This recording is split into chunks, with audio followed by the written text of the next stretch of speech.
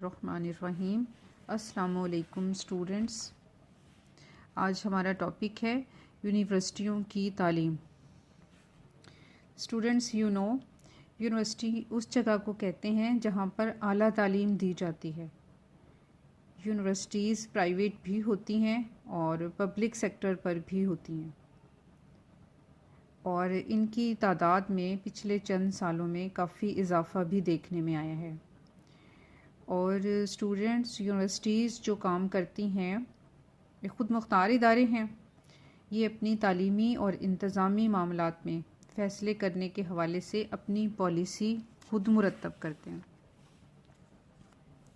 Universities اپنی policies second year خود بناتی ہیں، اور عام طور پہ آپ نے دیکھا ہی ہوگا کہ یونیورسٹیز میں جن علوم کی تربیت دی جاتی ہے اس میں agriculture programme, medicine, engineering, law,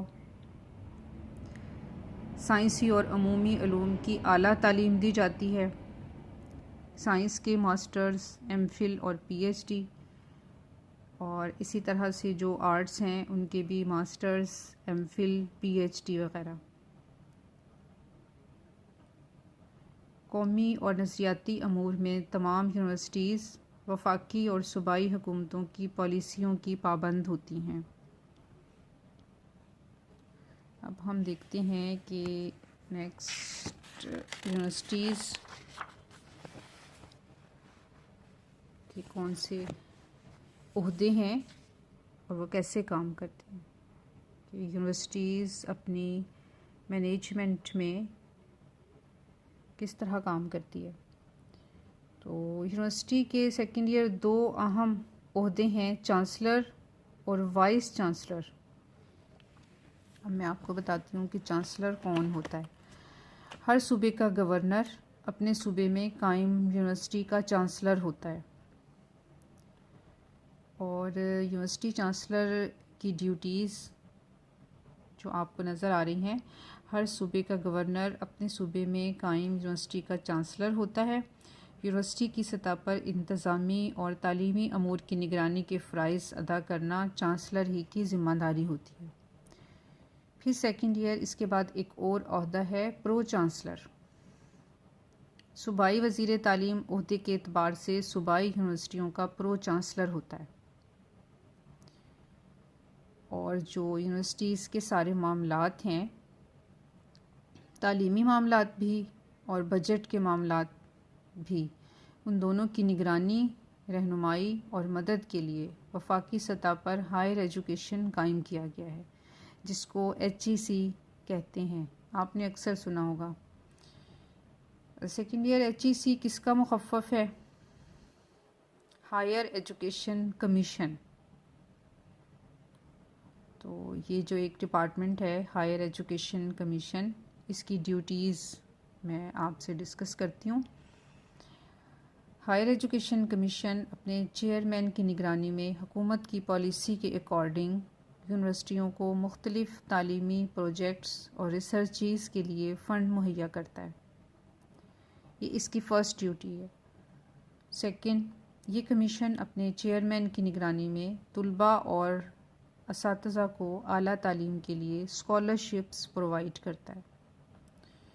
number third, اس کمیشن کی یہ ذمہ داری بھی ہے کہ یونیورسٹیز میں اعلیٰ تعلیم کو بین الاقوامی معیار پر لانے میں ان کو گائیڈنس دی جائے، یعنی کہ اپنے ملک کی تعلیم کو جو باقی بین الاقوامی سطح پر یونیورسٹیز ہیں ان کی ایجوکیشن کے ایکول کرنے کی اسٹرگل۔ نمبر فورتھ، اس کمیشن کی رسپانسبلٹی یہ بھی ہے کہ یونیورسٹیز کے مختلف تعلیمی اور تحقیقی پروگراموں میں معیار کی یکسانیت کو برقرار رکھنے کے لیے اقدامات کیے جائیں۔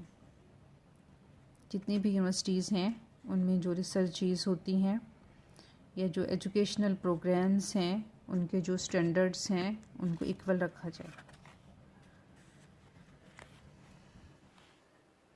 اب آپ کے سیکنڈ پیراگراف میں پھر کچھ عہدے دیے گئے ہیں جو یونیورسٹی کی مینجمنٹ میں سر فہرست ہیں۔ اس میں وائس چانسلر ہے، یونیورسٹی کی سطح پر انتظامی اور تعلیمی امور کی نگرانی کے فرائض ادا کرنا وائس چانسلر کی ذمہ داری ہے۔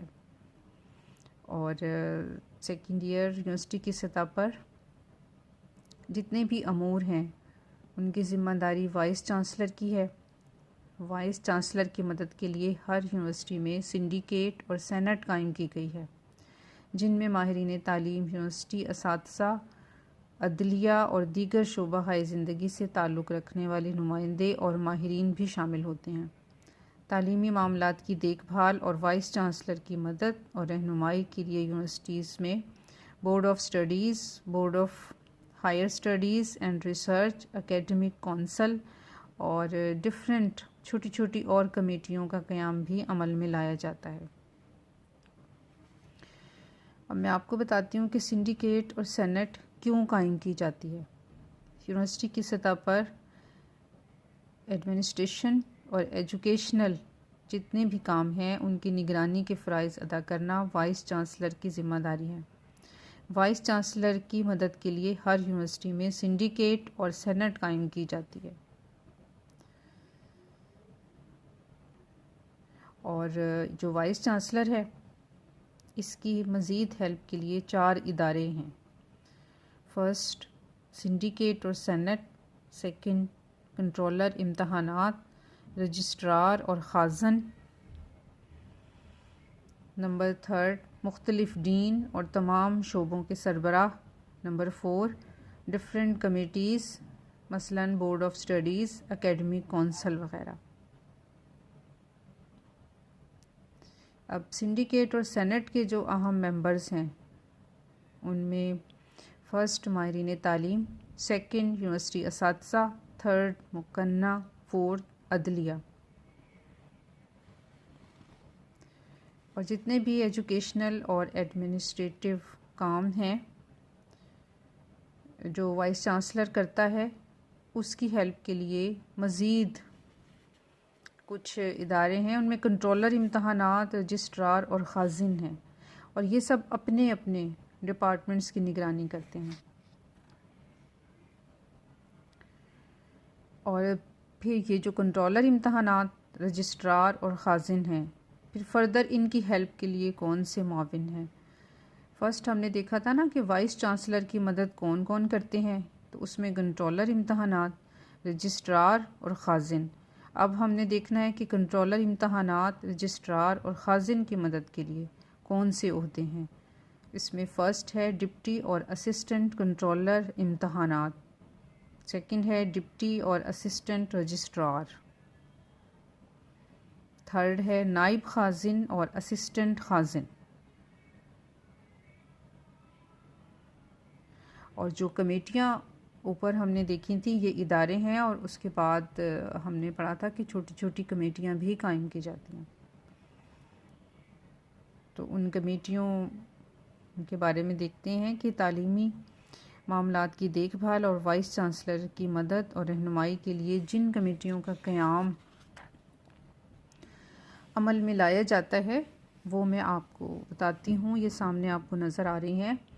Number 1 board of studies, number 2 board of higher studies and research, number 3 academic council, number 4 چھوٹی چھوٹی ڈفرینٹ کمیٹیز کا ایک کمبینیشن ہے۔